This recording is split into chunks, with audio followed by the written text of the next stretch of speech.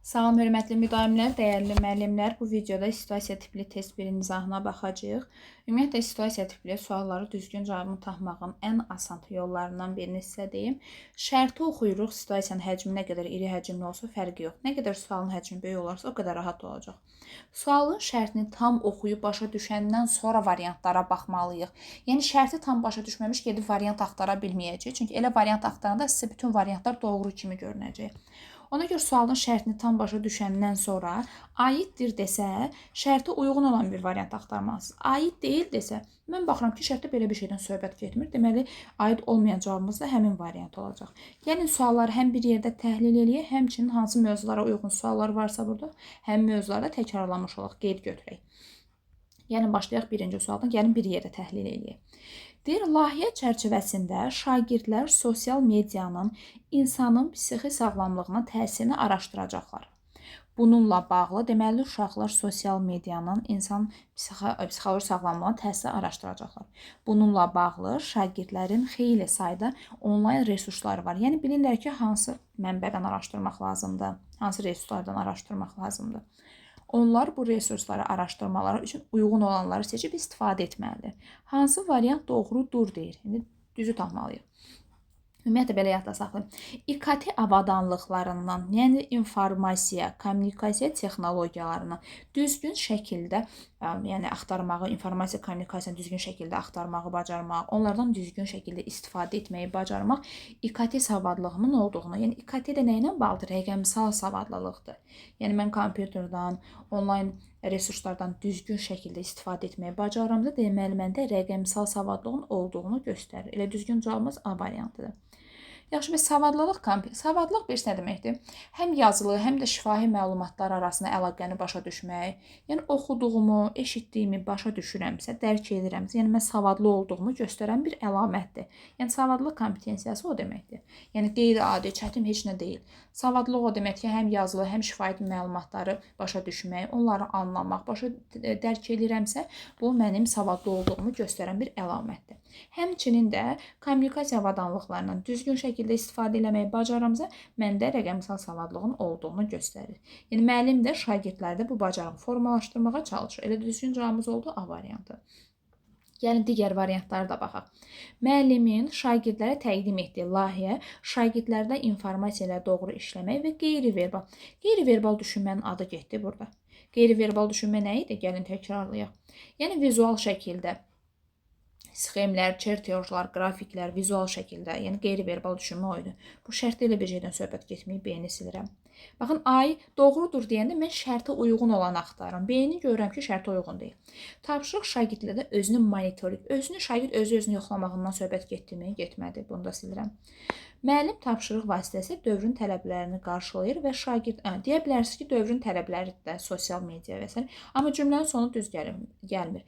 Emosional dayanıqlıqdan ümumiyyətlə söhbət getmir şərtdə, ona görə çıxıram. Tapşırıq müxtəlif zəka xüsusiyyətlərinə sahib şagirdlərin təlim ehtiyacları. Ümumiyyətlə, yuxarı şərtdə müxtəlif zəka növlərinin nəzərə alındığından söhbət getdimi? Getmədi.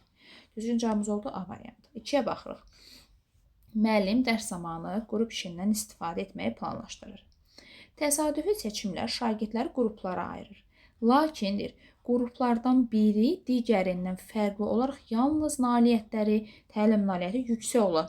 Yəni təsadüfi qruplara ayırdım. Bir qrupda olan şagirdlərin nailiyyəni yaxşı oxuyan, nailiyyəti yüksək olan uşaqlar bir qrupda cəmləşib təsadüfən. Müəllim qruplardakı balansızlığı aradan qaldırmaq üçün müxtəlif qabiliyyət, xüsusiyyət və potensialı şagirdlərdən ibarət yeni qruplar yaradır. Yəni hər kəsə eyni şərait yaradıram da, yaxşı oxuyanlar bir tərəfdə, o birilər bir tərəfdə elədim. Yəni təsadüfən oldu. Sonra mən düzəliş edirəm. Niyə? Çünki hər kəsə eyni təlim şəraiti yaratmağa çalışıram. Hansı fikir doğrudur deyir. Gəlin doğru variant axtaraq. Bu addımı atmaqda müəllim şagirdlər üçün bərabər, elə bu dəqiqə dediyimiz fikir A variantındadır. Müəllim şagirdlərdə bərabər imkanları yaratmağa çalışır. Yəni ayrı seçkili olmasın da şagirdlər hər kəsə eyni təlim şəraiti yaratmaq lazımdır. Baxın, deyir ki, müəllim şagird tənqidi təfəkkürü formalaşdırmaq. Burada tənqidi təfəkkürdən ümumiyyətlə söhbət gedirmi? Şərtdə getmir. B-ni çıxıram. Müəllimin bu addımı tədrisə pedaqoji prosesi tamlıq. Tamlıqda dərsi tədris edən öyrətməliyəm, inkişaf etdirməliyəm, tərbiyə etməliyəm. Burada hələ dərsdən söhbət getmir. Burada qrup bölgüsündən söhbət gedir. C variantında çıxırıq. D-yə baxırıq. Şagirdlərdə sosial və şəxsi məsuliyyət. Ümumiyyətlə, şəxsi sosial məsuliyyət kompetensiyası nədir? Bunları açıq-ayrıca oxumamıza ehtiyac yoxdur. Elə şərt testlərin üzərindən başa düşmək lazımdır. Şəxsi sosial kompetensiya o deməkdir ki, şəxsi sosial və yaxud da öyrənmək kompetensiyası. Özüm haqqında məlumatlı olmaq, gələcəklə bağlı karyera planlaşdırmaq, özüm haqqında düşünmək, özüm haqqında məlumatlı olmaq. Şərtdə elə bir şeydən söhbət getmir, deyəndə çıxıram. Müəllimin bu addımı atmaqda məqsədi şagirdlər arasında yarana biləcək narazılığın qarşısını almaqdır. Bəlkə heç qruplar arasında narazıçılıq olmadı, bəlkə hamıya hər şeydən xoşdur. Burada narazıçılıqdan söhbət getmir. Müəllimi onu eləməkdə məqsəd odur ki, bütün şagirdlər eyni təlim şəraiti yaratmaq. Narazıçılığın qarşısını almaq deyil mənim məqsədim. Məqsədim odur ki, hər kəsə eyni şərait yaradım. 2 də düzgün cavab oldu A variantı. 3-ə baxıram. Deyir ki, təbiət dərsində müəllim şagirdlərə günəş sistemi ilə bağlı qrup işi tapşırır. Qruplar fəaliyyətə başlayan zaman dərsə gecikmiş şagird sinifə daxil olur. Müəllim şagirdi anındaca dərs prosesinə cəlb olunması üçün fərdi şəkildə, baxın, sinifdə olan şagirdlər hansı təlim formasında işləyirlər? Qrup şəklində, baxın, qrup. İşarələdim qrupu. Amma şagirdə fərdi şəkildə verir. Burada, yəni bu situasiya hələ yarımçıqdır da, bütöv oxumamışıq. Bu situasiyada, indi gəlin sizdən soruşaq. Bu situasiyada hər kəsə eyni təlim şəraiti yaradıldı, yoxsa yaradılmadı sizcə? Bəli, yaradılmadı. Çünki uşaqlar qrup şəklində işləyir sinifin hamısı. Amma bu şagird fərdi. Hər kəsə eyni təlim şəraiti yaradılmadı. İndi gəlin davamını oxuyaq. Prosesin sonunda onun da işini təqdim etməsinə şərait yaratdı. Bura qədər hər şey qaydasındadır. İndi ki, doğru fikri seçin deyir. Görək hansı fikir doğrudur. Doğrunu seçməliyik. Sinifdəki şagirdlərin bəziləri də tolerant. Tolerantlıq, yəni dindən, irqiyə hörmət və s. Burada tolerantlıqdan söhbət gedir, sualın şərtinə getmir. A-na çıxdım. Bu hal müəllimin sinifdə sinifdə şagird davranışını idarə etmək üçün prosedurlardan istifadə etmədiyini göstərir. Əksinə sinifdə prosedur var. Prosedur olmasaydı sinifdə uşaq qapını döyərdi, müəllim olar keçim və s. qapının ağzında saxlayardı. Amma müəllim qapının ağzında saxlamadı, axı şagird keçdi. Sinifdə prosedurumuz var. Burada prosedurdan istifadə etmədiyini göstərir. Bu səhv fikirdir. Bizə doğru fikir lazımdır. Müəllim sinifdə hər bir şagirdə həssas yanaşır. Dərsə gecikən şagirdi prosesə cəlb etməklə inklüziv. Burada inklüzivlikdə ümumiyyətlə söhbət belə getmir. Müəllimin bu davranışı şagirdin tədris bullyinqinə müəllim burada tədris uşağı, yəni bullyingə məruz qoymadı axı. Niyə müəllim üstünə şər atırıq? Burada bullyingdən söhbət getmədi. Tədris bullying nə deməkdir? Sıxışdırmaq, qısnamaq deməkdir. Müəllim elə bir şey eləmədi axı uşağa. Bu da səhvdir. Müəllimin atdığı addım sinifdə hər bir şagird üçün bərabər imkanları yaratmadığını göstərir. Harda göstərdi sizcə? Yəni şərti qaydaq harda oldu? Bəli, bütün sinif qrupla işləyir, amma həmin şagird fərdi. Yəni hər kəsə eyni şərait yaradılmadı. Ayrı seçkilik oldu. Hamı qrupla işləyir, uşaq tək işləyir orada. Hər kəsə yəni bərabər imkanlar yaradılmadı. Düzgün cavabımız oldu Y variantı. Ümid edirəm ki, sualın şərti tam aydın oldu. Baxırıq 4-cü suala. Deyir, müəllim tədrisi başlayandan bir neçə dəfə valideyn iclası keçirir. Lakin valideynlərdən biri müəllimin dəfələrlə xəbərdar etməsinə baxmayaraq iclaslarda iştirak etmir. Müəllim valideynin bu etinadsızlığını iclaslar zamanı digər valideynlərə mənfi örnək kimi çəkir. Görürsünüz, Aygünün valideyni iclası dəfələrlə çağırsam da, amma iclasa gəlmir. Bunu digər valideynlərin ortasında, yəni deməyim düzgün deyil. Deyir ki, doğru fikir seçin. Görək situasiyaya uyğun olanlar hansıdır. Yəni, mən burada gizliliyi qorumalıydım. Yəni, digər valideynlərin yanında niyə deməliyəm mən bunu? Valideyn, indi doğru fikirləri tapmalıyıq. Valideyn öz öhdəsinə düşən müvafiq vəzifəsini yerinə yetirmir. Bəli, yəni məktəb kollektivinə əməkdaşlıq vəzifəsini bir növ yerinə yetirmir. Bu düzdür, biri götürəcəm. Müəllim valideynin müvafiq hüququnu təmin etmir. Deyir ki, müəllim valideynin müvafiq hüququnu təmin etmir. Müəllim burada elə bir şey eləmədi axı. Müəllim iclası keçirdir, valideyn iclasında iştirak etmir. 2-ni sildim. Müəllim etik davranış qaydalarının konfidensiallığı mənası nə idi? Bunu keçəndə demişdik dərsə. Konfidensiallıq gizliliyin qorunmasıdır.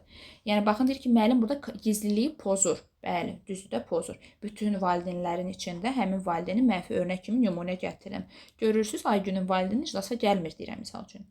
3-ü də götürürəm. Bu vəziyyətdə məktəb valideyn əlaqələrinin tənzimlənməsi pozulur. Bəli, yəni valideyn məktəbə gəlmirsə, məktəb valideyn münasibəti pozulmuş olur. 4-ü də götürəcəm. 1, 3, 4. Elə düzgün cavabımız A variantıdır. Gəlin 5-ə də baxaq. Müəllim tədris prosesini dəstəkləyici mühit yaratmır. Ümumiyyətlə burada sağlam psixoloji ortamdan, təhlükəsiz təhsil şəraitindən söhbət getmir. Burada valideyn iclasından söhbət gedirdi. 1, 3, 4. Düzgün cavabımız oldu A variantı. Gəlin baxaq 5-ci suala. Uyğunluğu tapmalıyıq. Gəlin görə uyğunluq harda var? Yəni fikirlər, üst-üstə düşən fikirləri götürməliyik. Deyir, şagird mənbələrdən faydalı hissələri müəyyənləşdirir, mühakimə yürüdərək bunlardan istifadə edir. Baxın, mənbələrdən istifadə edirəmsə, oxuduğumu başa düşə bilirəmsə, savadlı olduğumu göstərir. Həmçinin də informasiya savadlığım var. Yəni informasiya savadlığı odur ki, informasiya axtarmağı, emal etməyi yollarını bilirəm. Bu bir düzdür. Yəni savadlı olduğumu, informasiya axtarmağın yollarını bilirəm. Biri götürürəm, bir düzdür. 2-yə baxırıq. Şagird başqa xalqın mədəni xüsusiyyətləri haqqında məlumatlıdır. Çox dil bilmək bacarığı, başqa dillər haqqında məlumatlı olmaq, yəni fərqli dilləri bilirəmsə, daha doğrusu, bəli, bu çox dil bilmək kompetensiyasına aiddir. Yəni fərqli dilləri bilirəm də. 2-ni də götürürəm. Şagird özünün günlük xərclərini müəyyənləşdirməyin vacib olduğunu bildirir. Yəni öz gündəlik xərclərini bilirsə, bu fəal vətəndaşlıq mövqeyi niyə olsun ki?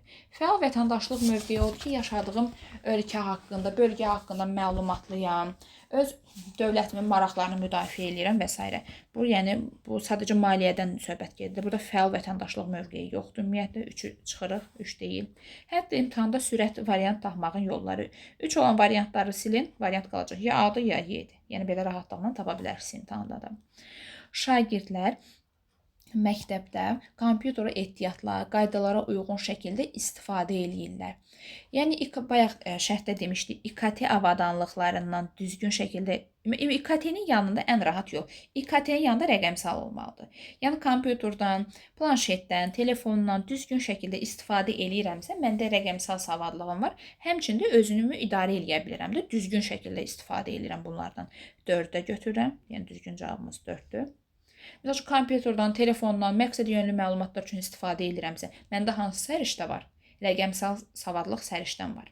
Amma mən otururam telefondan, kompüterdən dərsimi oxumaq yerinə, məlumat araşdırmaq yerinə mən otururam müxtəlif oyunlar oynayıram, sosial şəbəkələrdə vaxt keçirdirəm. Məndə hansı səriştə yoxdur? Rəqəmsal səriştəm yoxdur, rəqəmsal savadlığım. Əslən, mən telefondan, kompüterdən məqsəd yönlü məlumatlar üçün istifadə etməliyəm.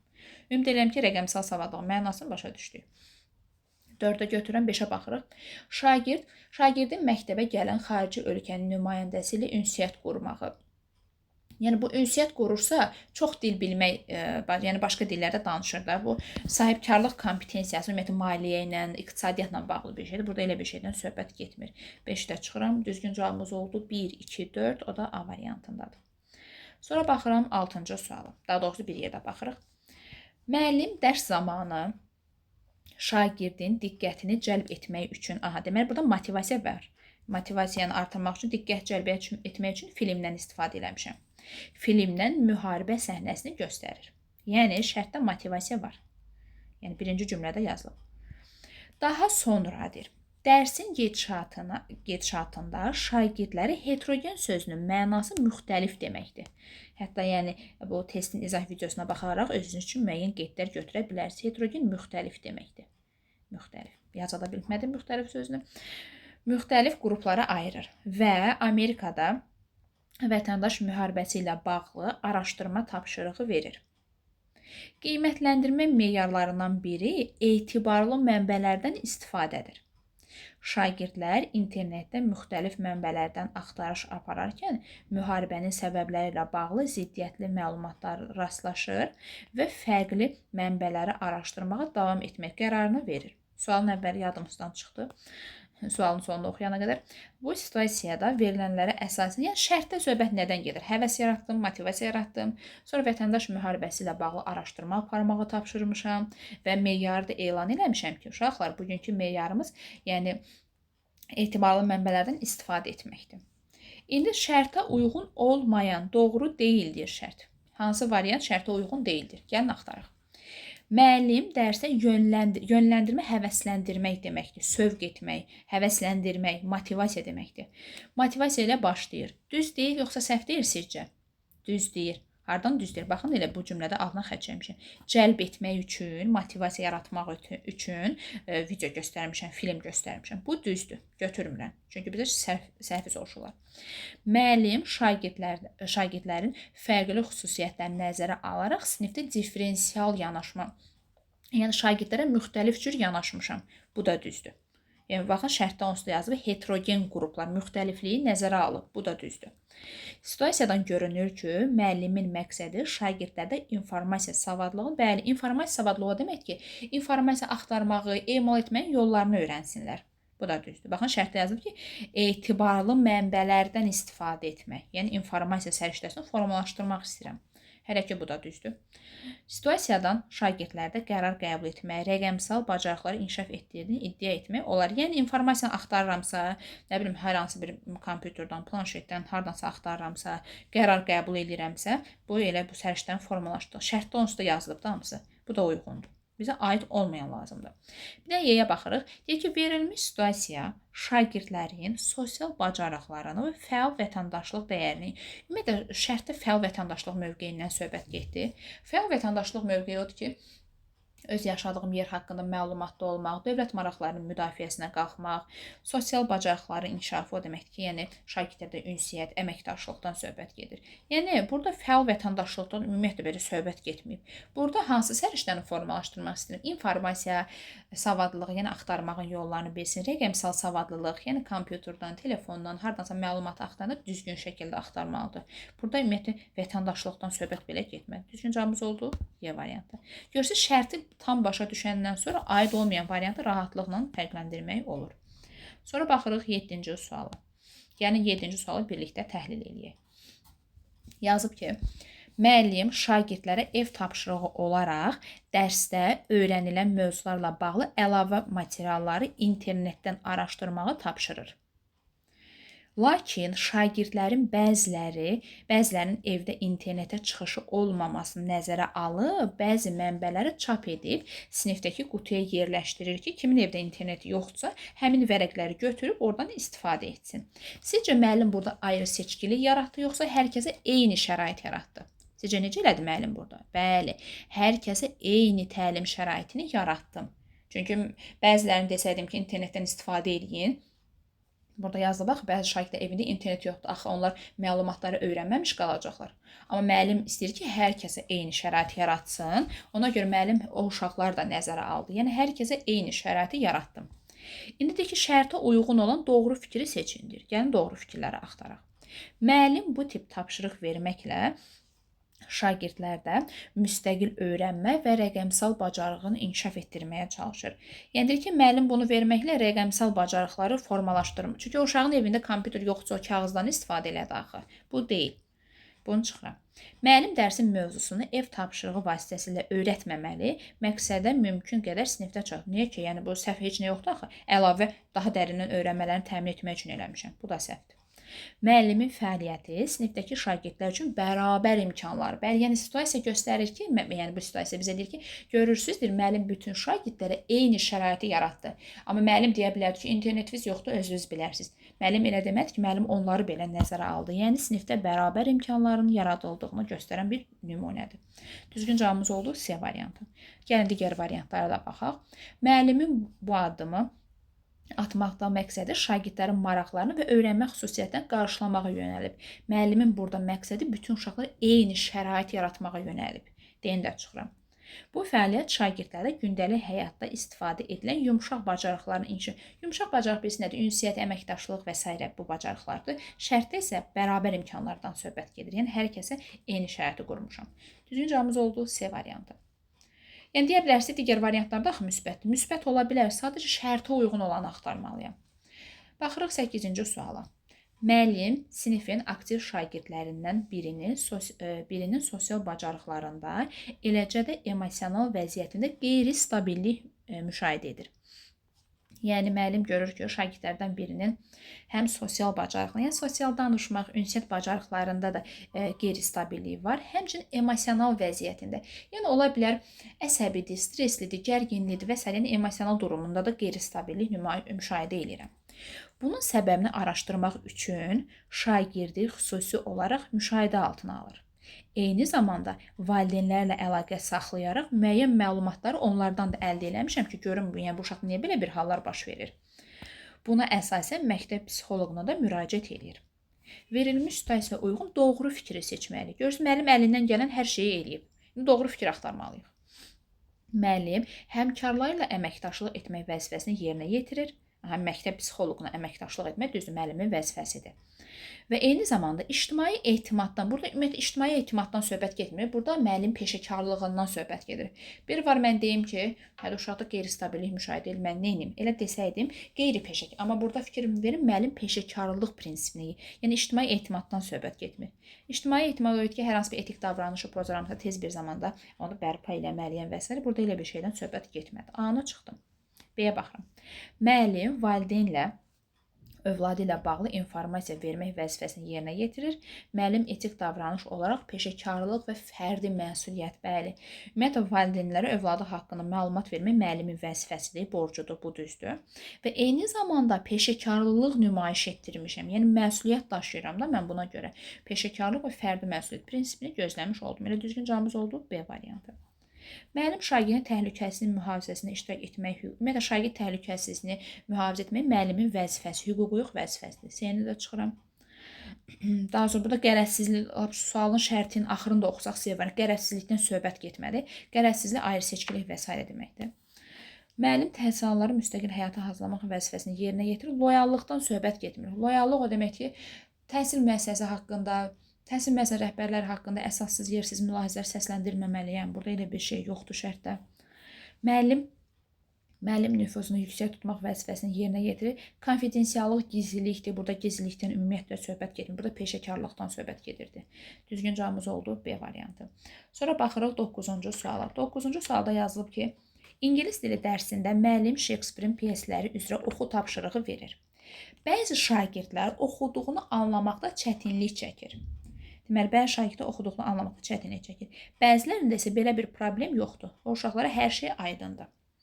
Müəllim şagirdlərə mətnin müxtəlif səviyyələrdə olan hissələrini təqdim etməklə onlar üçün audio material, yəni şagirdlərin öyrənmə tərzlərini də nəzərə alır müəllim. Çünki audio materiallar da verirəm. Seçməklə və anlamalarını təmin etmək üçün istiqamətləndirici müzakirələrdə şagirdlərin təlim ehtiyaclarını nəzərə alır. Bu fəaliyyətdir. Bütün şagirdlərin təlim ehtiyaclarını, yəni hər kəsə eyni şərait, yəni hamını bu situasiya göstərir ki, müəllim hamını burada nəzərə alıb. Hamını nəzərə aldı. İndi nəyə axtarmalıyıq? Hansı aid deyildir? Şərtə aid olmayanı tapmaq. Gəlin bir yerdə tapaq.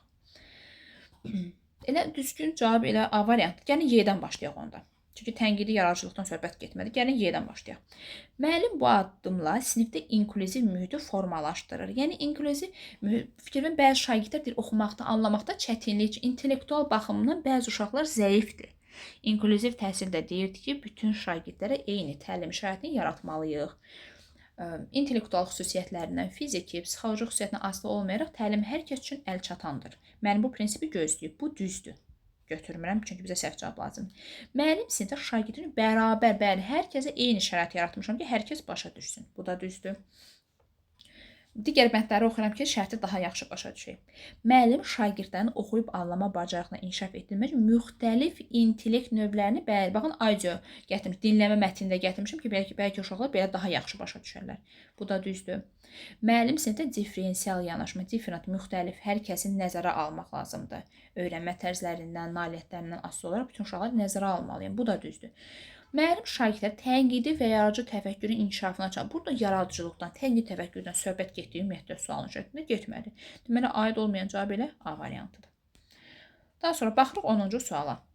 Sinif müzakirəsi zamanı nitq qüsuru olan şagirdin sinif yoldaşları tərəfindən ələ salınmaqdan ələ salmayıb heç kim şagirdi. Sadəcə həmin şagird ələ salmağını qorxduğu üçün prosesdə iştirak etməkdən çəkinir.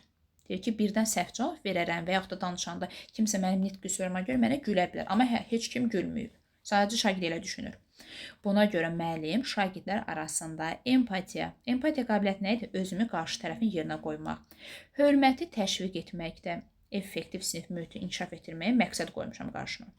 Müəllim şagirdləri fəal dinləməyə təşviq edir. Hörmət çərçivəsində ünsiyyət üçün aydın gözləntilər qoyur. Hər kəsin öz fikirlərini bölüşərkən dəyərli hiss etmələrini təmin edir. Yəni elə bir ortam yaradıram ki, heç kəs öz fikrini ifadə etməkdə çətinlik çəkməsin, düşünməsin ki, mən cavab verəndə kimsə mənə gülər və s. Hansı aid deyildir, doğru deyildir. Doğru olmayan, şərtə aidiyyatı olmayan bir variant axtarmalıyıq. Müəllim peşəkarlıq nümayiş etdirir, atdığı addım sinifdə dəstəkləyici, dəstəkləyici mühit odur ki, sinifdə sağlam psixoloji ortam yaradıram. Yaradırammı sizcə şərtdə? Bəli, yaradıram. Empatiya hissi, özlərini dəyərli hiss etdiyi bir mühit yaradıram. Hər şey əladır. Dəstəkləyici mühit yaratmışam. Bu düzdür. Yəni sağlam ortam var sinifdə. A düzdür. B-yə baxıram. Müəllim bullying halına məruz qalan, ümumiyyətlə şərti bir də qayıdırıq. Baxın, bu cümləyə bir də qayıdırıq. Birinci cümlə. Sinifdə şagird bullyingə məruz qalıb sizcə? Yəni kimsə uşağı lağa qoydu, ələ saldı, güldü. Ümumiyyətlə şagirdlər bullyingə məruz qoymayıb uşağı. Sadəcə şagird düşünür ki, birdən mən nitqimdə problem var. Danışanda kimsə mənə lağa qoyar. B-də yazılıb ki, müəllim bullying halına məruz qalan, özgüvəni zədələnmiş şagirdi dərs prosesinə cəlb olunmaq üçün lazımi davranış sərgiləyir. Yəni sinifdə şagirdi heç kim bullyingə məruz qoymuyor və yaxud da müəllim sırf həmin şagird üçün yox, bütün şagirdlərin öz fikirlərini rahat ifadə etməsi üçün bir şərait yaradır. Yəni tək nitq qüsuru olan şagird yoxsa, bax digər uşaq da öz fikrini bildirəndə deyər ki, birdən mən səhv cavab verir, görən uşaqlar mənə gülər. Yəni bu halların olmaması, təkcə həmin şagird üçün yox, hamı üçün dəyərli bir mühit yaradıram. Yanlış cavabımız oldu B variantı. Çünki uşağa heç kim bullyingə məruz qoymamışdı. B yanlışdır, aid deyil yəni. Digər variantlara da baxaq. Şagirdlərin hər biri üçün bərabər imkanlar yaratmağa yönəl. Baxın, hər biri üçün, sırf həmin şagird üçün yox, hər biri üçün. Bu da düzdür. Müəllimin problemi həll etmək üçün göstərdiyi yanaşma sinifdə inklüziv mühiti formalaşdığını və çalışdığını, mən çalışıram ki, sinifdə inklüziv bir mühit yaradım. Yəni təlim hər kəs üçün əlçatan olsun. Bu da düzdür.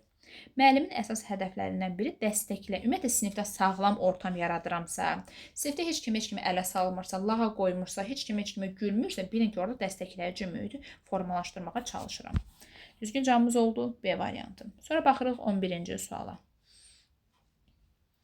11-ci sualda nə yazılıb? Deyir, müəllim şagirdləri qruplara ayıraraq onları şəhərin planının hazırlaması ilə bağlı layihə işinə cəlb edir. Proses zamanı bir qrupdakı şagirdlər layihə işi ilə bağlı fikir ayrılığına düşürlər və aralarında mübahisə yaranır. Müəllim bu vəziyyətə qarışmır və problemi vəziyyətdən şagirdlərin özlərinin çıxmalarını istəyir. Yəni sinifdə problem var, müəllim düşünür ki, özləri həll eləyərdi. Yəni belə baxanda mən burada necə qeyri-peşəkar yanaşmışam da, əslində mən müdaxilə eləməliydim, amma eləmirəm.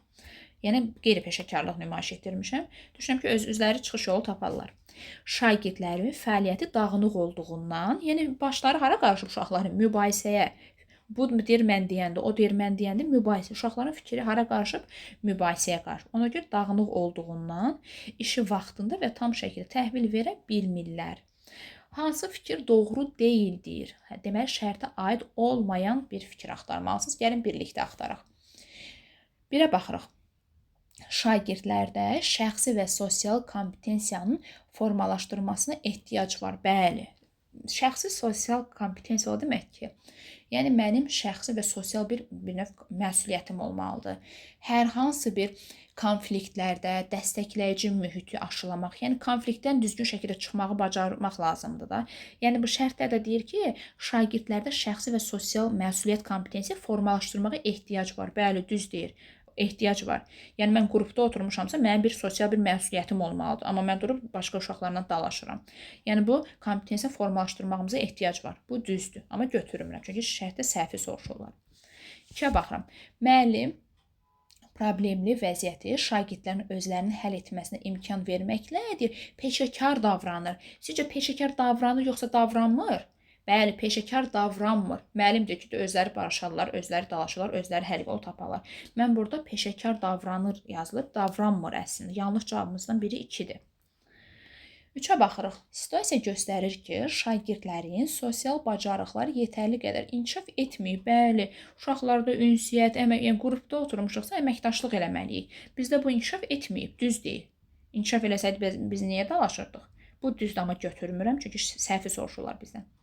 Şagirdlər tapşırığı ona görə edə bilmirlər ki, layihənin məzmunu şagirdlərin potensialından çətindir. Yəni, sizcə tapşırığı edə bilməməyinə səbəb məzmunun çətinliyidir, yoxsa fikir ayrılığının olması, mübahisənin yaranmasıdır sizcə? Təbii ki, bəli, ümumiyyətlə şərtdə yazılmayıb ki, uşaqlara çətin olduğu üçün dalaşmayıblar. Sadəcə bir-birinin dediyi söz o birinin boğazından keçməyib. Burada məzmun çətinliyindən yox, uşaqlarda fikir ayrılığından, mübahisənin yaranmasındadır. O qədər bunlar mübahisə ediblər ki, yəni məzmun qalıb bir qıraqda uşaqlar mübahisə edirlər. 4-ü götürürəm. Yəni məzmunun çətinliyi yox, şagirdlərdə fikir ayrılığı, mübahisənin yaranması onlarda fikir ayrılığına səbəb oldu və belə baxanda dərsdən uzaqlaşdılar çox. 4-ü götürürəm, aid deyil çünki. 5-ə baxırıq.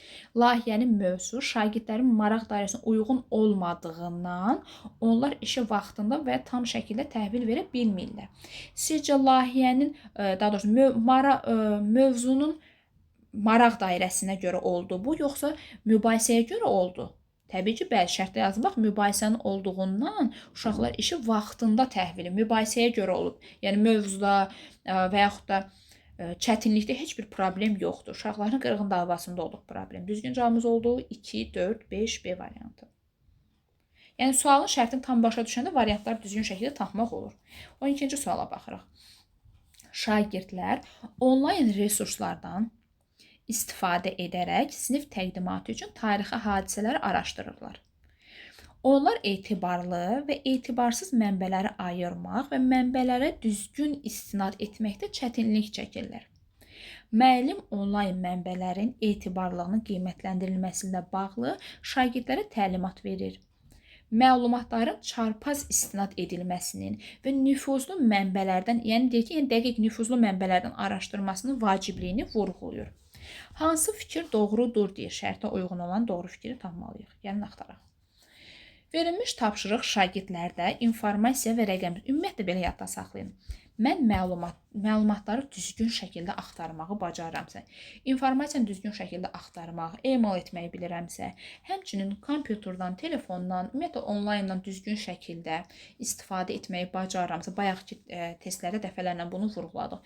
Məndə hansı səriştən İKT avadanlıqlarından məqsəd yönlü istifadə, kompüterdən, telefondan, internetdən düzgün istifadə eləmsə, məndə rəqəmsal savadlığın olduğunu göstərir. Həmçinin etibarlı və etibarsız mənbə, yəni informasiyanı düzgün axtarmağı bacarıramsa, məndə informasiya savadlığı var. Düzgün cavabımız A variantı. Heç digərlərini oxumağa ehtiyac yoxdur. Çünki burada informasiya axtarmaqdan söhbət gedirdi. Daha sonra digərlərinə baxaq. Müəllim şagirdlərin öyrənməsini təmin etmək üçün fənn üstü inteqrasiyadan istifadə etdi. Burada baxın, müəllim şagirdlərin öyrənməsini təmin etmək üçün fənn üstü. Burada söhbət nədən gedirdi? Hansı fəndən gedirdi? Tarixi hadisələr araşdırırlar. Yəni, başqa heç bir fəndən, yəni fənn üstü inteqrasiyasından söhbət getmədi. Burada tarix fənnini araşdırılır. Bu tapşırıq xüsusiyyəti metakognitiv bacarıqlarda özünü tənzimləmədir. Ümumiyyətlə, şagirdi özünü tənzimləməsindən söhbət getmir burada. Məlumatı axtarmaq, düzgün informasiya resurslarından istifadə etməkdən gedir. Bu fəaliyyət tələb yönümlü prinsipinin tələblərinə cavab vermək, şagirdləri yaradıcılıqdan getmir, informasiyanı kompüterdən, internet düz axtarmaqdan gedir.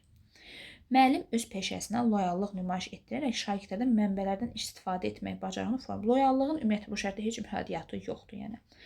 Baxırıq 13-cü suala. Şagirdlərə komanda şəklində layihə olaraq dayanıqlı enerji modelinin layihəsini tapşırırlar. Deməli, uşaqlar komanda şəklində bir layihə hazırlamalıdır. Enerji mənbəyindən istifadə etmək, nəsə bu modeli hazırlamalıdır. Milliyyəti fərqli olan şagird qrup iş zamanı israrla ekoloji cəhətdən zərərli materiallardan istifadə etməyi təklif edir. Yəni, zərərlidir, amma bu uşaq təklif edir ki, bundan istifadə edək. Qrup lideri layihənin dayanıqlığına xələl gətirmədən komanda daxilində əməkdaşlığı təşviq etməyə çalışır. Lakin həmin şagird zidd fikirlər səsləndirən şagird. Lakin həmin şagird layihədə iştirak etməkdən imtina edir. Yəni düşünür ki, uşağın fikrini qəbul etmədiyi üçün uşaq imtina edir. Əslində burada milliyyəti fərqli olan görən kimi necə deyim, başqa dinə, irqə hörmət eləməməkdən söhbət getmir. Sadəcə şagirdin fikri ayrıdır. Burada milliyyətdən əslində söhbət getmir. Hansı fikir doğrudur deyir. Gəlin baxaq görək hansı fikir doğrudur. Bu vəziyyət onu göstərir ki, müəllim şagirdlərdə mədəni müxtəlifliyə hörmət səriştəsini formalaşdırmalıdır. Niyə? Əksinə uşaqlarda var da, deyir ki, qrup lideri layihəni dayanıq xələ gətirmədən komanda daxilində əməkdaşlığı təşviq etməyə çalışır. Yəni sırf onun dini, irqi fərqli deyil deyə burada nəsə xələ gətirəcək hərəkət olmadı. Bu səhvdir. Situasiyada şagirdlərdə şəxsi və sosial kompetensiya, problem həll etmə bacarığının inkişafına ehtiyac olduğunu göstərir. Bəli, bir növ şəxsi sosial kompetensiya o deməkdir ki, həm özümdə, həm də kütlə daxilində bir məsuliyyətim, davranış mədəniyyətim olmalıdır. Yəni bu kompetensiyanı inkişaf etdirməyə ehtiyacımız var. Çünki fikir ayrılığı yarandı şərtdə oxuduğumuzda. Ona görə düzgün cavabı B-dir. Digərlərinə də baxaq. Situasiyaya əsasən şagirdlərdə savadlıq kompetensiyası və informasiya savadlığının lazımi qədər inkişaf etmədiyini müşahidə edə bilərik. Xeyr, şagirdlərdə var, sadəcə bu milliyyəti fərqli olan şagird qrup işi zamanı israrla ekoloji cəhətdən zərərli olan istifadə etməyi təklif edir.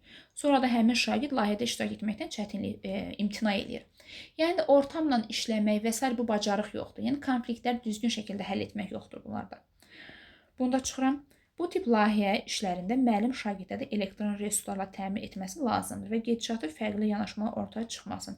Niyə ki, yəni şagirdlərdə fikir ayrılığı ola bilər də. Yəni qrup işi varsa orada fikir ayrılığı olması normaldır. Layihənin mövzusu şagirdlər üçün maraqlı olmadığını, ümumiyyətlə sualın şərtində elə bir şeydən söhbət getmir. Demir ki, bir qrup uşağa maraqsız olduğundan bu fikirləri səsləndirir, belə bir şey yoxdur. Ona görə düzgün cavabımız oldu B variantı. 14-ə baxırıq. Şagirdlərə dərs zamanı ərazinin ekoloji sabitliyini öyrənmək və yerli icmalarda sudan istifadə mədəniyyəti ilə bağlı məlumatları müəyyənləşdirmək tapşırılır. Araşdırmanı şərh etmək və tendensiyaları müəyyən etmək üçün şagirdlər faiz, ortalama, qrafiklər kimi riyazi anlayışlardan da istifadə etməlidir. Bir növ şərti oxuyanda fənlərarası inteqrasiyanı görürük də belə baxanda. Ekologiyadan, təbiət fənlərindən, riyaziyyatdan söhbət gedir. İndi bəlkə ola bilər şərtdə onu soruşmurlar. Sadəcə nümunə üçün dedim. Hansı fikir doğru deyildir? Səhv olan bir məlumat axtarmalıyıq. Araşdırma işi şagirdlərdə müxtəlif prinsip və konsepsiyalara əsaslanmaq imkanı verir. Və çünki bu uşaqlar araşdırırlar, məlumat toplayırlar. Araşdırma bacarıqları formalaşır bunlarda. Bu düzdür, götürmürük. Çünki bizə səhvi soruşurlar. Şagirdlərin cəlb olunduğu fəaliyyətlər müxtəlif situasiyalarda problem həll etmə bacarığını inkişaf edir. Yəni hər hansı bir xüsusiyyətləri burada araşdırmalıdırlar. Şagirdlər cəlb olunurlar, məlumatlar və s. Hamısı var bu şərtdə. Bu düzdür. Müəllimin bu fəaliyyəti etməkdə fənlərarası inteqrasiyadan istifadə edir. Baxın, elə bayaq şərtdə də dedik də, riyaziyyatdan, hesablamadan və üstə gəldi ekologiyanı uşaqlar öyrəndikləri bir növ həyata da tətbiq edirlər. Bu düzgündürmü, düzgün deyil, onu araşdırırlar. Fənüstü inteqrasiya da var burada. Bu da doğrudur. Şagirdlər işin təşkili zamanı konseptual biliklərindən, yəni konseptual bilik anlamaq, başa düşmək, dərk etmək, əlaqə qurmaq deməkdir. Təbii ki, araşdırmaq üçün, əlaqə qurmaq üçün anlamaq, dərk etmək lazımdır. Bu da düzdür. Şagirdlər problemlə bağlı sübutları müəyyənləşdirməsi onlarda idraki sahəni dəyərləndirmə mərhələsinin olmasını. Uşaqlar baxın, öz fikirlərini mi əsaslandırırlar, yoxsa mənbələrin fikirlərini əsaslandırırlar? Yəni, baxın, şərtdə deyir ki, ekoloji sabitlik öyrənmək və yerli icmalarda sudan istifadə mədəniyyətini formal. Burada şagirdin öz şəxsi fikri varmı? Təbii ki, yoxdur. Bu məlumatlarda olan, yəni faktlarda olan məlumatları təqdim etməlidir. Dəyərləndirmək o demək ki, öz fikrimi deyirəm, öz mövqeyimi, münasibətimi bildirirəm. Şərtdə şagirdlərin münasibətindən söhbət getmir ümumiyyətlə. Yəni, yanlış cavabımız oldu Y variantı. 15-ə baxırıq. Uyğunluğu tapın deyir. Yəni, üst-üstə düşən variantları götürəcəyik. Şagird yanaşmasını formalaşdırmaq üçün mənbələrdən lazımi məlumatları toplayır. Yəni, uşaqda oxuduğu məlumatı başa düşürsə, dərk edirsə, savadlıdır və üstə gəldə məlumatlar düzgün şəkildə araşdıramsa, informasiya savadlığının olduğunu göstərir. Biri götürəcəyik. Hətta imtahanda sürətli variant tapmağın yolları. Bir ilə başlamayan variantlara çıxın. Nə gözəl, 3 dənə cavabımız qaldı. Gəlin hərəkət eləyək. Deyir, şagird sinif yoldaşları ilə müzakirədə qarşılıqlı anlayış göstərir, onların fikirlərini sona qədər dinləyir. Burada fəal vətəndaşlıq mövqeyi niyə olsun ki? Fəal vətəndaşlıq mövqeyi öz yaşadığım dövlət haqqında, ölkə haqqında məlumatım var. Yəni fəal vətəndaşlıq öz mövqeyimi göstərirəm. Burada yəni sona qədər dinləyirəmsə ünsiyyət bacarığım var, amma fəal vətəndaşlıqdan söhbət getmir. 2-yə çıxıram. C variantında çıxdıq. Görürsünüz, imtahanda sürətli variant tapmağın yolları. 100% cavabımızdan biri nədir? 1-dən 3-dür. Əmin olur. 3-ü də baxaq təzədən. Texnologiyaların insan həyatına təsirini əsaslandırır. Texnologiya desə texnoloji səriştəmin olduğunu göstərir də. 3 düzdür avtomatik. Ya A-dır, ya Y-dir. İndi gəlin bax 3-dən, daha 4-dən 5-ə baxaq. Şagird gələcək karyerası bağlı məlumat. Ümumiyyətlə öz gələcəyimlə bağlı düşünürəmsə, mənim şəxsi məsuliyyətim var. Şəxsi sosial məsuliyyətdir. Şəxsi sosial. Yəni özümlə bağlı, öz gələcəyimlə bağlı karyer, mədəni məlumatlılıq. Mədəni məlumatlılıq, yəni başqa dinə, irqə və s. mədəni məlumatlılıq nümayiş etdirirəm. Yəni sualın şərtində elə bir şeydən söhbət getmir. Ona görə 4-ü götürmürsüz, 4-ü çıxıram. Bu şəxsi sosial məsuliyyət səriştəsinə aiddir. Özümlə bağlı şəxsi. Şagird qarşısına qoyduğu məqsədə mərhələli şəkildə həyata keçirmək üçün plan hazırlayır. Bəli, baxın, özümlə bağlıdır. Özümlə bağlı qarşıma plan qururam. Mən öz öyrənməyim üçün yol bilirəm. Gələcəklə bağlı karyera planları qurmaq. Bu şəxsi sosial öyrənmək. Yəni şəxsi özümlə bağlı kompetensiyadır. 5 doğrudur, ona görə 5-i götürürsünüz. Düzgün cavabımız nə oldu? 1, 3, bir də 5. Düzgün cavabımız oldu A variantı. Baxırıq 16-cı suala. Gender bərabərliyin əhəmiyyəti mövzusunda debat zamanı şagirdlərdən biri ailədə gender bərabərliyinə nail olmaq üçün ər-arvadın ailə münasibətlərində bərabərlik prinsipinin müəyyən edilməsindən əlavə onların hər birinə öz hüquq və azadlıqlarını həyata keçirmək üçün bərabər imkanları yaratmaq lazımdır fikrini deyir. Baxın, variantların heç birinə baxmayın. Tutaq ki, açıq halda variant yoxdur burada. Baxın, şərtdə nədən gedir? Haqlardan, hüquqlardan söhbət gedir. Kişi və qadın hüquqlarından, gender bərabərliyindən. Deməli, məndə hansı səriştə var? Hətta gəlin, tapa bilməsə problem yox. Variantlara, ümumiyyətlə, haqdan, hüquqdan danışan hansı variantdır? Bəli, baxın, D variantı, bax, demokratiya və insan hüquqlarına hörmət və üstəgələ şəxsiyyət yönümü, yəni sinifdə mən şəxsiyyət yetişdirirəm, gələcəyin şəxsiyyətlərini yetişdirirəm. Hüquqlarımızı, haqlarımızı bilirəmsə, deməli şəxsiyyət yönümlü tərbiyə gedir də sinifdə. Düzgün cavabımız oldu D variantı. Demokratiya və insan hüquqları, eyni zamanda şəxsiyyət yönümlülüyü. Düzgün cavabımız oldu D variantı. Baxırıq 17-ci suala. Müəllim sinifdə texnologiyanın cəmiyyətdə təsiri mövzusunda debat təşkil edir. Debat zamanı şagirdlər qarşı tərəfin fikirlərinə zidd yanaşma ortaya qoyur, mövqeyini statistik rəqəmlərlə dəstəkləyən arqumentlər gətirir. Şagird öz mövqeyini dəstəkləyən kifayət qədər əsaslı dəlillərin olmamasına baxmayaraq onun doğruluğuna inanır. Yəni kifayət qədər dəlil olmazsa, amma dediyi fikrə inanır. Bu situasiyaya uyğun doğru fikirləri tapmalıyıq. Yəni doğru fikirləri tapaq. Situasiyada təsvir edilən fəaliyyət, yəni debatlarda iştirak etmək, şagirdlərdə yuxarı təfəkkür səviyyəsi, tənqidi təfəkkürü formalaşdırır. Bəli, ümumiyyətlə, debatlarda çıxış etmək üçün fikirlərimizi əsaslandırmalıyıq, mövqeyimizi bildirməliyik. Tənqidi təfəkkür var, bu düzdür. Yəni, yuxarı təfəkkür o deməkdir ki, təhlil, dəyərləndirmə, yaratmaq yuxarı mərhələlərdir. Bu doğrudur, biri götürəcəyik. İmtahanda bayaq dediyimiz kimi sürətli variant tapmağın yolları. 2 ilə başlayan cavabları çıxdınız. Daha sonra, baxmayaraq ki, şagird yetərli qədər dəlili yoxdur, onun mövqeyinə əminliklə inanması debatda öz yanaşmasını bildirməyə kifayət edir. Bu səhv fikirdir. Yəni, mənim sübutum yoxdur, amma mən deyirəm, yox, nə danışırsınız? Mən öz dediyim fikrə inanıram, mən durum o fikri səsləndirim. Elə bir şey yoxdur. Tənqid təfəkkürə malik olan insan, yəni inansa belə, amma kifayət qədər sübutum yoxdursa, kənara çəkilməliyəm. Mən deyə bilmərəm ki, vallah, mən öz dediyimə inanıram, ona görə mənim dediyim düzdür. Deyəcəklər ki, axı, dəlil gətirməmsən. Deyəcəm ki, yox, axı, mən öz dediyimə inanıram, mənim 6-cı hissim var, elə şey yoxdur. Yəni, 2 səhvdikini götürmürəm. Belə fəaliyyətlərdə şagirdlərin uğurlu performansı üçün onlarda savadlılıq kompetensiyanın inkişafı tələb olunur. Yəni savadlıq o demək ki, oxuduğumu, yazdığımı başa düşmək, anlamaq, ümumiyyətlə debatda çıxış etməyim üçün belə də yadda saxladım. Savadlı olmalıyammı? Əlbəttə savadlı olmalıyam. Oxuduğum məlumatları, oxuduğum faktlar, çünki debatda çoxlu faktları araşdıramaq, oxuduğum faktları anlamalıyam, əlaqə qurmağı bacarmalıyam. Yəni bir sözlə nə olmalıyam? Savadlı olmalıyam. Üçü də götürə bilərik. 1-3. Ya B-dir, ya D-dir. Daha sonra baxırıq, görək hansı 4-dürmü yoxsa 5-dürmü. Şagirdlərdə yumşaq bacarıqları yüksək olarsa, yəni yumşaq bacarıq, ünsiyyət, əməkdaşlıq bacarığı yüksək olarsa, deyir, o kifayət qədər arqument olmasa da, deyir, arqumentim yoxdur, amma qarşı tərəfi öz mövqeyini inandıra bilər. Sübutum arqumentim yoxdur, necə inandıra bilərəm mən qarşı tərəfi? Nə olsa məndə ünsiyyət var, əladır, danışmaq qabiliyyətim var, amma arqumentim yoxdur da. Yəni kifayət qədər arqumentim yoxdursa, təbii ki, mən onu inandıra bilməyəcəm. Arqumentim olmalıdır ki, mən qarşı tərəfi inandırım. 4 də səhvdir. 4-də çıxanda avtomatik variant qalır 5. 1, 3, 5. Düzgün cavab D variantıdır. Gəlin 5-ə də baxaq. Bu fəaliyyət şagirdlərdə sosial bacarıqlara sahib olmağı tələb edir. Yəni sosial bacarıq, ünsiyyət, fikir bildirmə, əməkdaşlıq bacarıqları da tələb edir. Düzdür. Yəni debatda iştirak etmək üçün fikir bildirməyim olmalıdır. Sosial bacarıqlar, ünsiyyət, komanda ilə işləmək, kollektivdə işləmək bacarıqlarımız olmalıdır. 1, 3, 5. Düzgün cavabımız oldu D variantı. İndi baxırıq 18-ci suala. Müəllim şagirdlərdə intibah dövrü haqqında araşdırma aparıb təqdimat hazırlamaq tapşırığı verir. Dövrün xüsusiyyətlərini daha dərindən dərk etməsi üçün onlara o dövrə aid ədəbiyyat nümunələri, məsələn, Shakespeare-in pyesləri və Machiavelli'nin Şahzadə əsərini oxumağı tapşırır.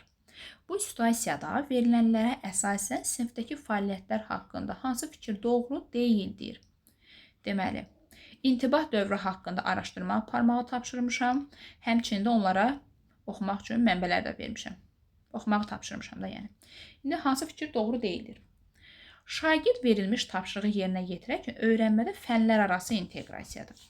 İndi deyə bilərsiniz ki, biz hardan bilə fənlər arası inteqrasiyadır? İntibah dövrü haqqında, məsələn, tarixlə, intibah dövründən və ədəbiyyat nümunələrindən, Shakespeare-dən söhbət gedir. Fənlər arası inteqrasiya varmı burada? Bəli, fənlər arası inteqrasiya var. Bu düzdür. Amma götürmür. Çünki aid olmayan deyir.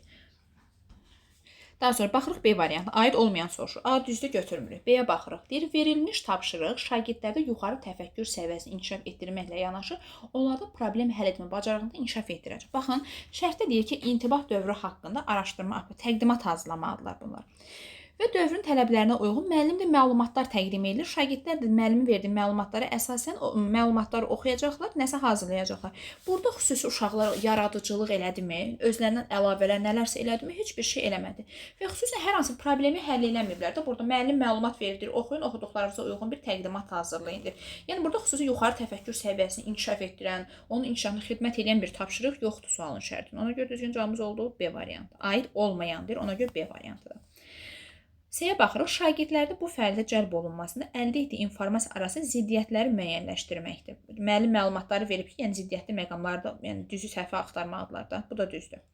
Bu tapşırıq etməklə şagirdlərdə savadlılıq kompetensiyasını, yəni savadlılıq o demək ki, oxuduğumu, faktlar arasında məlumatları əlaqələndirmək, interpretasiya edirəmsə savadlıyam da deməli. Savadlıyam ki, onları eləyə bilirəm. Bu da düzdür. Verilmiş tapşırıq şagirdlərdə induktiv mühakimə və idrak sahəsinin təhlil etmə mərhələsinin inkişafına xidmət edir. Yəni induksiya o deməkdir ki, xüsusidən nümunələrdən özümüzə qayda çıxarmışıq. Oxuyuruq, özümüz üçün bir qayda çıxardırıq. Bu da doğrudur.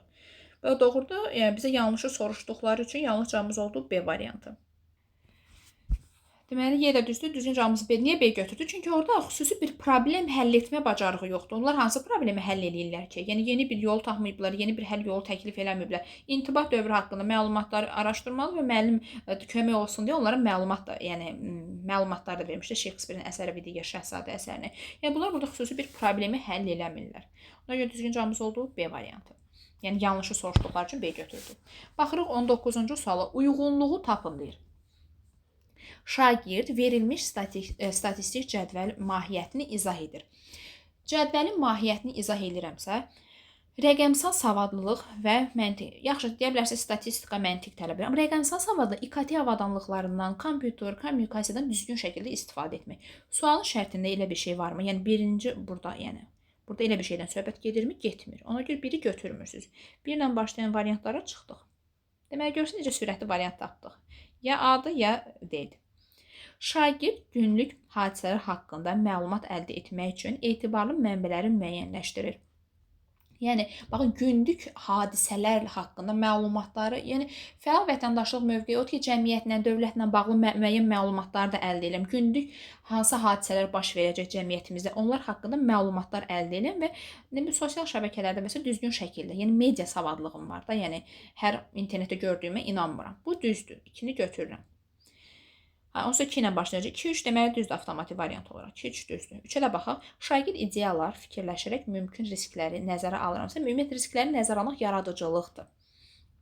Sahibkarlıq kompetensiyası o deməkdir ki, yəni maliyyə savadlığım iqtisadi sahədə bir layihə hazırlamaq, bir nələrsə eləyirəmsə, məndə sahibkarlıq kompetensiyası olduğunu göstərir.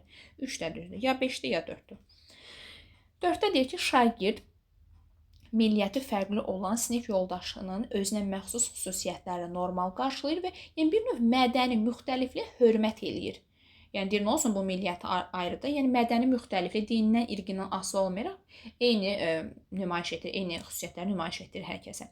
Bu mədəni müxtəlifliyə hörmət. Amma qarşısında nə yazıblar? Şəxsi sosial mənim özümlə bağlıdır. Özüm haqqında məlumatlı olmaq, gələcək yönümlü planlar qurmaq və s. Burada 4-də elə bir şeydən söhbət getmir. Ona görə 4-ü götürmürəm. Düzgün cavabımız oldu elə A variantı.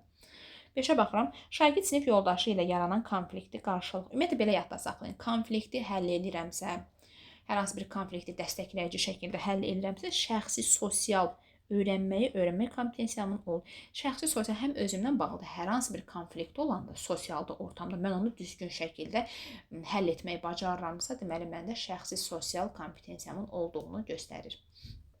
Deməli 5-də götürdüm. 2, 3, 5. Düzgün cavab oldu A variantı. Və sonuncu suala baxırıq. 20-ci suala. Müəllim şagirdlərə meşələrin qırılması ilə bağlı problemli situasiya təqdim edir. Meşələrin qırılması ilə bağlı situasiya təqdim edirəm.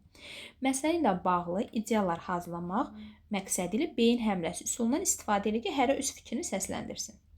Həmçinin müəllim şagirdləri müxtəlif resurslarla təmin edir. Mənbə də vermişəm və kömək üçün resurslar da vermişəm. Bu situasiya əsasən sinifdəki fəaliyyət haqqında hansı fikir doğrudur? Yəni düz fikri tapmalıyıq.